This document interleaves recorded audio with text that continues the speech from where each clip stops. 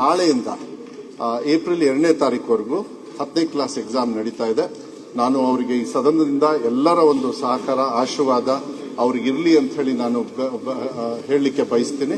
ಮತ್ತು ಅವರು ಕೂಡ ಮಕ್ಕಳಿಗೆ ಧೈರ್ಯವಾಗಿ, ಯಾಕೆಂದ್ರೆ ಈಗ ನಾವು 2ನೇ ಎಕ್ಸಾಮು 3ನೇ ಎಕ್ಸಾಮು ಎಲ್ಲ ಮಾಡಿರೋದ್ರಿಂದ ಅಲ್ಲಿ ಫೀಸು ಕೂಡ ನಾವು ಕಲೆಕ್ಟ್ ಮಾಡ್ತಾ ಇಲ್ಲ. ಯಾರು ಪಾಸ್ ಆಗದೆ ಇರೋರು, ಯಾರು ಪಾಸ್ ಆಗಿ ಅವರಿಗೆ ಹೆಚ್ಚು ಅಂಕಗಳನ್ನು ತಗೊಳ್ಬೇಕು ಅಂತ ಹೇಳಿ ಆಸೆ ಇರುತ್ತೆ, ಅವ್ರಿಗೂ ಕೂಡ ಸಾಕಷ್ಟು 2ನೇ ಎಕ್ಸಾಮು 3ನೇ ಎಕ್ಸಾಮ್ ಅವಕಾಶವನ್ನು ಕೊಟ್ಟು ಸಾಕಷ್ಟು ಜನರು 625ಕ್ಕೆ 625 ತಗೊಳ್ಳೋದು ಮತ್ತೆ ಹೈಯರ್ ಮಾರ್ಕ್ಸ್ ತಗೊಳ್ಳೋದು ಅದೆಲ್ಲ ಮಾಡಿದ್ದಾರೆ.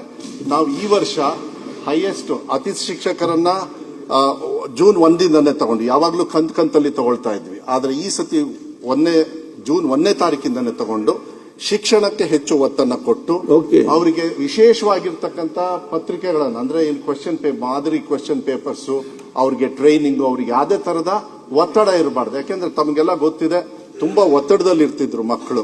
ಆದರೆ ಇವತ್ತು 2ನೇ ಎಕ್ಸಾಮು ಇದೆಲ್ಲ ಅವಕಾಶಗಳನ್ನು ಕೊಟ್ಟಿರೋದ್ರಿಂದ ಅವರು ಬಹಳ ಧೈರ್ಯವಾಗಿ ಏನು ನಮ್ಮ ಪರೀಕ್ಷೆಗೆ ಹೋಗ್ಲಿ, ಅವ್ರಿಗೆ ಒಳ್ಳೇದಾಗ್ಲಿ.